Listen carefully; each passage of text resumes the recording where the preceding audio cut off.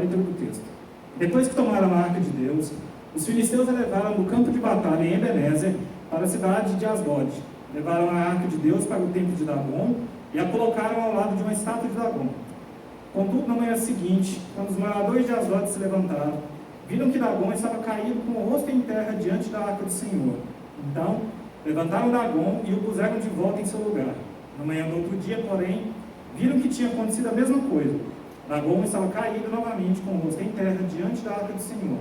Desta vez, a cabeça e as mãos de Dagon tinham se quebrado e estavam junto à porta de entrada. Somente o corpo permaneceu intacto. Por isso, até hoje, os sacerdotes de Dagon e aqueles que entram em seu templo em Asdod não pisam na soleira da porta. Assim diz a palavra do Senhor. Vou só fazer mais uma oração para a gente começar. Senhor nosso Deus, nós te agradecemos mais uma vez, Senhor, pela oportunidade que o Senhor nos dá de estarmos reunidos como irmãos, de estarmos reunidos em comunhão, de estarmos reunidos num só propósito, num só objetivo, que é glorificar o nome do Senhor, que é clamar pelo Espírito Santo para que venha atuar nas nossas vidas, que é ler a palavra de Deus e entender como Deus se revela a nós de maneira específica e especial. Que nesse momento, Senhor, não seja eu falando, mas que seja o Espírito Santo falando através de mim para poder tocar o coração de todos os irmãos que estão aqui. Me dê a graça e me dê a bênção de poder dirigir uma obra tão importante quanto essa agora, Senhor. Assim nós pedimos e te agradecemos em nome de Jesus. Amém. Então, irmãos, sempre que a gente for ler qualquer texto na Escritura, e isso vale especialmente para textos aparentemente difíceis, a gente tem que entender o contexto que está acontecendo. Então, vamos do mais básico para o mais específico. Então, a gente está no Antigo Testamento, certo? A gente está naquela primeira metade da Bíblia, que antigamente só existia uma, né? E agora nós cristãos entendemos que tem Antigo e Novo Testamento. Então, nós estamos no Antigo, antes da vinda de Jesus, antes da vinda do Messias. Estamos no livro de 1 Samuel. O autor desse livro, ele é anônimo. Isso é, não existe consenso, nem entre os estudiosos, nem entre os judeus que tinham o Antigo Testamento, né, a Torá como livro, de quem foi o escritor desse livro. Alguns falam que foi o próprio Samuel que escreveu alguma parte, mas isso é muito debatido ainda, não se tem certeza. E a datação seria mais ou menos 960, coloquei BC, desculpa, antes de Cristo.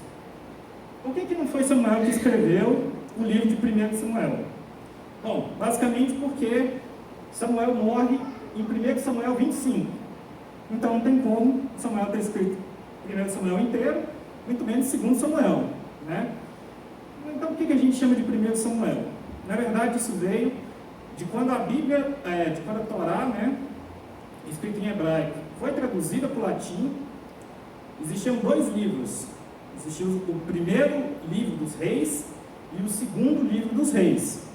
O primeiro livro dos reis foi subdividido em 1 Samuel e 2 Samuel. 1 Samuel indo do nascimento milagroso de Samuel até o reinado, até a morte de Saul e o começo do reinado do rei Davi, e 2 Samuel cobrindo a história do rei Davi. E o segundo livro dos reis foi chamado de 1 Reis e 2 Reis na nossa Bíblia. Então é essa divisão que a gente está agora. 1 Samuel se encaixa nos livros históricos do Antigo Testamento. O Antigo Testamento, de uma forma mais didática, ele pode ser dividido em Pentateuco, que são os 5 primeiros livros, em livros históricos, que vão de Josué e Esther, em literatura poética, que inclui salmos, provérbios, cantares, e literatura profética, né, incluindo tanto os profetas maiores, Isaías, Jeremias, quanto profetas menores, Naum, Obadias, Abacuque, certo? Então nós estamos num livro do Antigo Testamento que não nos foi deixado o registro de quem escreveu, que antigamente ele compunha uma série de livros só, e que ele está na parte do que a gente chama de livros históricos. E por que os livros históricos são importantes? Porque o Deus de Israel, o Deus que nós servimos, sendo nós a continuidade espiritual do Israel étnico que existia no Antigo Testamento, esse Deus se revela na história. Esse Deus atua na história. Esse Deus interfere nos acontecimentos humanos. Nosso Deus não é um Deus apático, não é um Deus indiferente, não é um Deus que fica lá nos observando. Ele é um Deus que atua. E ele só atua mediante o seu caráter. Então, se Deus é amor, ele vai manifestar de forma amorosa. Se Deus é justiça, ele vai se manifestar de forma justa. E como reconhecer as maneiras com que Deus age na história?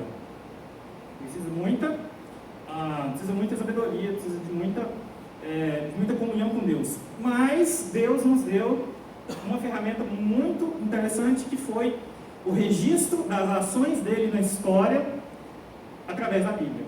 Então a Bíblia contém a revelação do caráter de Deus na história. A Bíblia nos diz o que é que Deus fez através da história, e a partir desse relato nós podemos saber quem Deus é. Certo? Essa é a importância de nós estudarmos os livros históricos da Bíblia. Então, é aqui que nós estamos. Então, a história está aqui, é literalmente isso. É literalmente uma história. Não é como, por exemplo, o livro de Salmos, que não tem uma história fixa, com vários poemas. Né? Então, aqui nós temos uma história, e que nós temos um autor escrevendo para os judeus com uma intenção. Nós precisamos captar essa intenção. E o que aconteceu até aqui? Então, o primeiro Samuel começa com, acho que muita gente vai saber, com um voto de Ana. Ana era uma mulher estéril, ela queria muito ter um filho, e ela prometeu a Deus que se ela tivesse um filho, ela ia dedicar ele a Deus. Ana estéril tem uma gravidez milagrosa.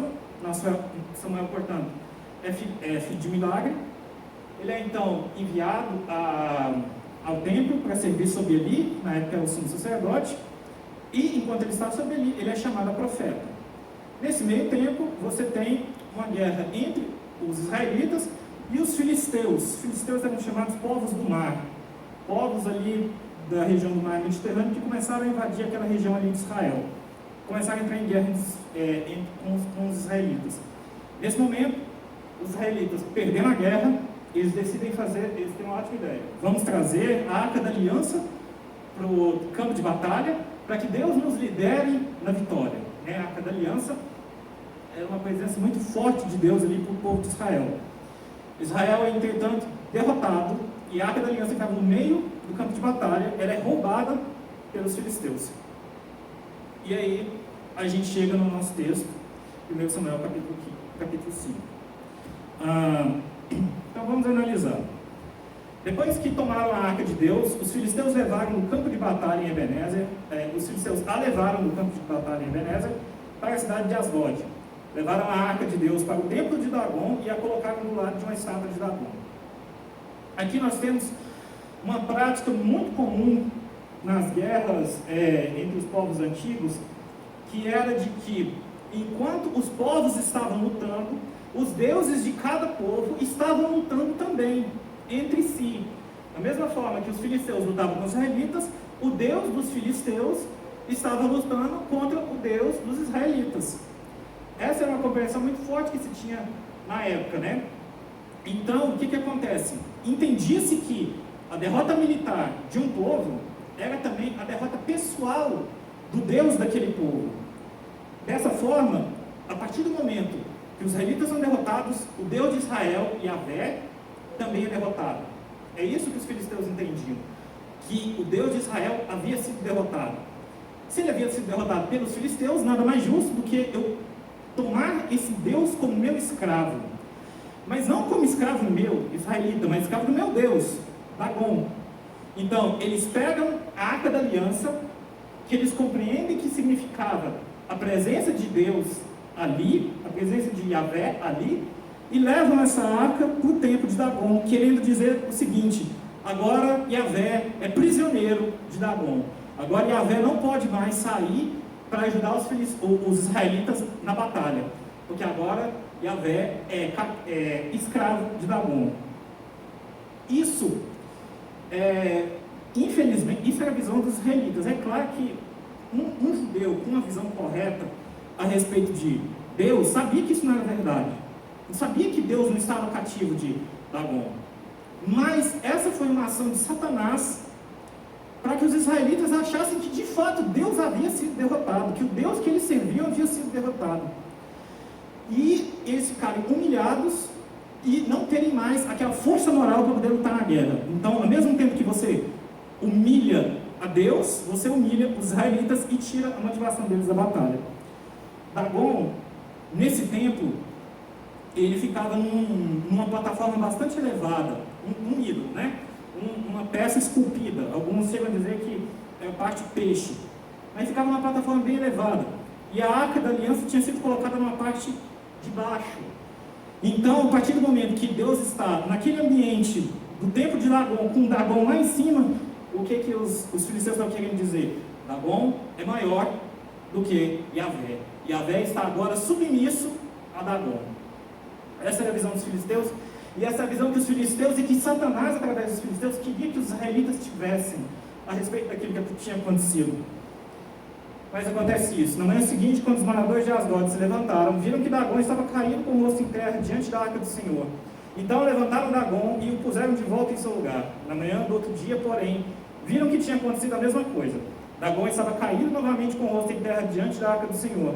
Dessa vez, a cabeça e as mãos de Dagon tinham se quebrado e estavam junto à porta de entrada. Somente o corpo permaneceu intacto.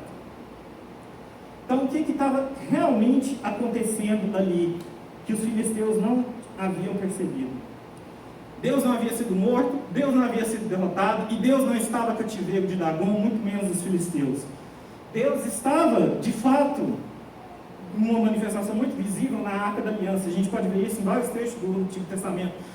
Mas Deus sempre transcende a aliança, né? Então, a partir do momento que a Arca da Aliança foi colocada ali naquele templo, Deus se manifestou ali naquela arca e manifestou o seu caráter, manifestou quem Ele é. E aí é que eu falo que o texto histórico fala conosco. O texto histórico está nos dizendo uma coisa. O texto histórico está dizendo: esse é o nosso Deus é soberano, Ele não está submisso a ninguém, Ele não está cativo de ninguém. E nesse momento, quem estão submissos são os filisteus. E Deus demonstra isso subjugando aquilo que eles achavam que os representava. Porque para os filisteus, o maior símbolo de força deles é o seu Deus Dagon. Então, Deus vai demonstrar que os filisteus são eles que estão submissos a Ele. É Deus que é soberano sobre os filisteus. Deus faz com que Dagon caia. E caia provavelmente prostrado, provavelmente curvado para a Arca da Aliança. Se até Dagon, que é o meu representante máximo, que é o filisteu, está submisso a Deus, quanto mais eu estou. E aí nós vemos outra coisa, que Dagon não existe. Dagon não tem existência real. Muitas vezes tem gente que vai falar que os israelitas, não é que eles eram moniteístas, é que eles eram monólatras. O que eles estão querendo dizer? Que Israel acreditava que existiam vários deuses, mas que só Deus, Yahvé, tinha que ser adorado. Mas não, a Bíblia nos ensina monoteísmo. Só existe um Deus, o resto são todos falsos. Não existe nem algumas coisas que algumas pessoas pensam que os deuses outros são demônios, é Satanás, eles adoram Satanás. No fundo, eles adoram Satanás sim, mas Satanás não é Dagon, sabe? É uma coisa diferente. Satanás usa a adoração a Dagon, mas Satanás não é Dagon. Dagon não existe, e ele tanto não existe que Deus demonstra isso agora. Dagon é só uma peça, é só um pedaço, é só uma estátua, que precisa de ajuda para ficar em pé. É um Deus que eles achavam que era tão poderoso, que não consegue nem mesmo ficar em pé sozinho. Então, Deus humilha os filisteus e mostra que o Deus que eles servem é falso. Ao contrário disso, se vocês terminarem de ler o capítulo de 1 Samuel, vocês vão ver que, diferente de Dagon, que não consegue ficar em pé sozinho, a arca da aliança de Deus volta para Israel sozinha. Através daquilo que Deus vai fazendo com os filisteus, eles ficam tão aterrorizados que eles mandam a arca de volta sem que os judeus tivessem feito qualquer coisa. Então, Deus voltou para Israel sozinho, porque Deus existe, Deus é soberano e Ele pode fazer o que Ele quiser. Dagon não existe, Dagon não consegue nem ficar em pé, sozinho. E com a imagem da cabeça da segunda vez, né, eles só botam o Dagon de volta no lugar, finge que nada aconteceu, ninguém viu isso, né, deixa pra lá. Agora Deus fala: não, peraí, né, quando a gente insiste em ignorar a soberania de Deus, quando a gente insiste em ignorar quem Deus é, Deus avisa: eu vou te destruir. E Deus avisa que vai destruir os filisteus, destruindo o ídolo que eles haviam fabricado. Certo? Por quê? Era o costume também das guerras dos povos antigos, que ao final de uma guerra, aqueles soldados que não estavam mortos, eles tinham as mãos decepadas, ou a língua, ou alguma coisa, ou às vezes a cabeça também, para demonstrar vitória. Aquilo era uma demonstração de vitória. Acho que muita gente deve ter visto série, que depois que mata as pessoas, coloca as cabeças delas umas flechas e fica expostas, que é para mostrar a vitória, que é para avisar para todo mundo: olha, vencemos. E quando Deus decepa a cabeça de Dagon e corta e amputa as mãos de Dagon, Deus está mostrando: vocês não venceram essa batalha. Eu já venci essa batalha. Ainda que pareça que vocês estão vencendo, mas vocês não estão vencendo. Eu vou vencer no final e eu vou destruir vocês. E aí nós chegamos no capítulo 5. Só continuando, no final do capítulo 4, dessa vez a cabeça e as mãos de Dagon tinham se quebrado, estava junto à porta de entrada, somente o corpo permaneceu intacto. Por isso, até hoje, os sacerdotes de Dagon e aqueles que entram em seu templo em Asdod não pisam sobre ela da porta. Então, demonstrando que Deus é que é o verdadeiro vencedor da batalha.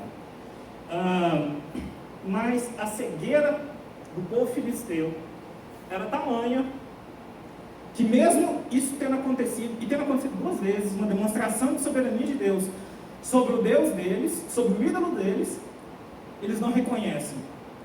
Eles mais uma vez colocam a sua idolatria em questão de novo. Que eles falam: ah, caiu na soleira da porta, então agora a soleira da porta está amaldiçoada por esse Deus aí, ou por algum espírito, alguma coisa, e agora a soleira está amaldiçoada. Então o que a gente vai fazer? Toda vez que a gente for entrar no templo, a gente pula a soleira da porta, porque aí a gente não, porque aí acaba a ira e aí não dá nada. Eles estavam desesperados, eles não sabiam o que fazer. E a cegueira deles, não reconhecer o Deus de Israel, fez com que, em vez de eles reconhecerem, eles buscassem se aprofundar ainda mais na idolatria deles. O final da história, a arca, como eu falei, volta para Israel. Isso foi uma lição para que Israel buscasse a Deus de novo. Samuel explica que eles estão perdendo a guerra porque eles não estavam reconhecendo a Deus como Senhor, estavam praticando uma adoração a vários ídolos. E esse é o motivo da história. Mas vamos parar por aqui e vamos ver algumas doutrinas e aplicações. A primeira, gente, soberania de Deus. Acho que ficou bem claro. Deus é soberano sobre tudo e sobre todos, mesmo aqueles que não reconhecem essa submissão e não lhe rendem glória. Ele é o Criador de todas as coisas, tudo que existe está sob o seu domínio. No final da história, a gente sabe que a gente canta muito isso, que é: todo joelho se dobrará e toda língua confessará que Deus é o Senhor. Isso quer dizer então que todo mundo vai ser salvo? Porque se vai todo mundo confessar que Deus é o Senhor, então vai ser todo mundo salvo? Não, é porque no dia final todo mundo vai entender que, no fim das contas, o Senhor da vida deles sempre foi Deus, ainda que eles nunca tivessem confessado esse Deus.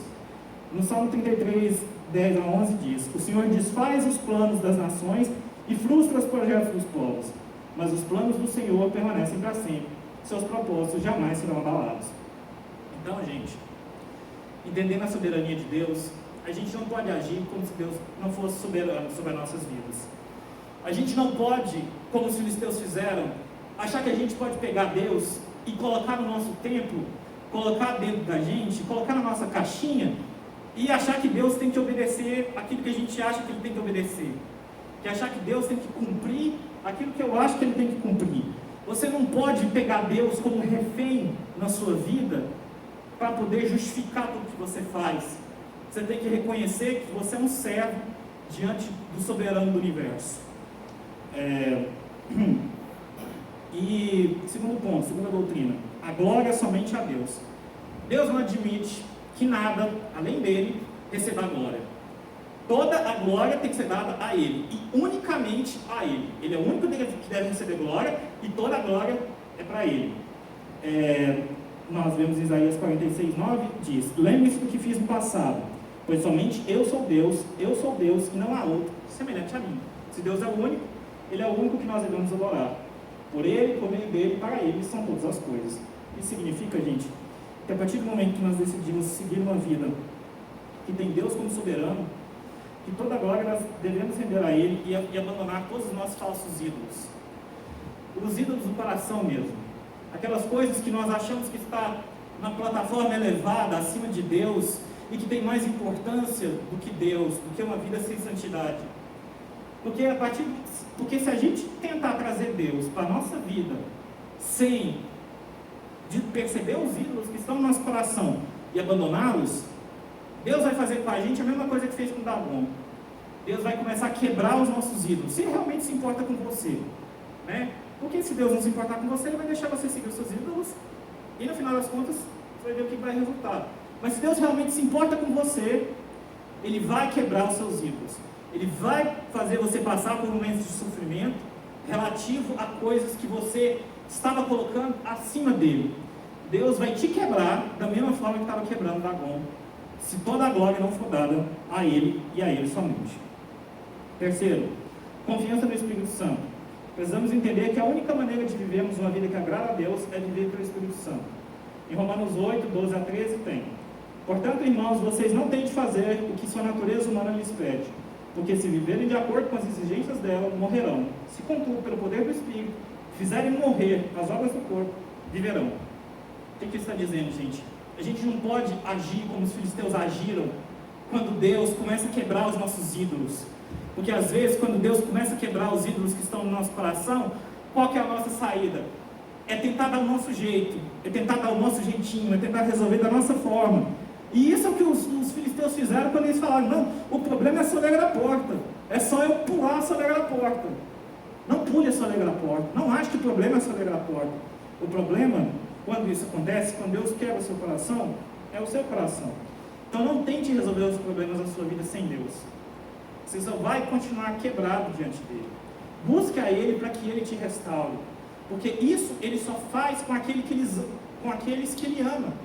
Porque ele quer trazê-lo de volta para si. Certo? Por último, lembremos nessa passagem do triunfo de Jesus. Da mesma forma, então, gente, essa passagem, eu não quero fazer uma interpretação alegórica, tá? Eu não estou querendo dizer que a Arca da Aliança é Jesus. Não me entendam mal, não é isso.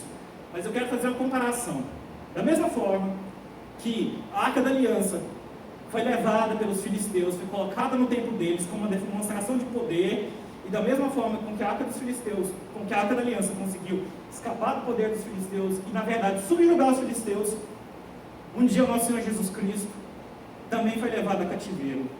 Um dia nosso Senhor Jesus Cristo também foi humilhado. Um dia os discípulos de Jesus também achavam que Jesus estava submisso aos fariseus da sinagoga, estava submisso aos poderes de Roma, estava submisso a Satanás. E isso aconteceu. Mas da mesma forma com que a Arca da Aliança era a presença real de Deus no mundo, Jesus também era a presença real de Deus no mundo. Isso quer dizer que ainda que Jesus, como diz lá em Isaías, foi, por causa das nossas transgressões, ferido por causa de nossas transgressões e moído por causa de nossas iniquidades, o castigo que estava sobre ele nos traz a paz, e pelas suas pisaduras fomos sarados. Todas essas coisas aconteceram. Essa aparentemente humilhação que Jesus sofreu só aconteceu para que se manifestasse a glória de Deus na ressurreição, na ascensão aos céus. Então, nos lembremos do triunfo de Jesus.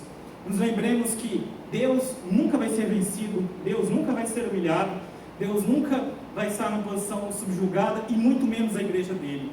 Por quê? Porque a igreja dele tem fundamento naquele que já venceu o mundo.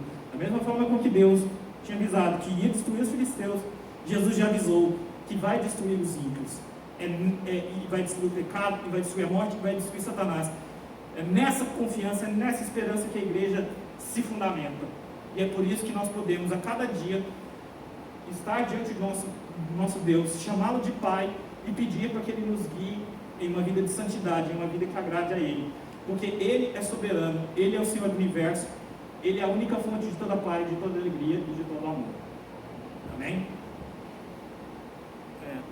Foi isso. Vou orar para finalizar.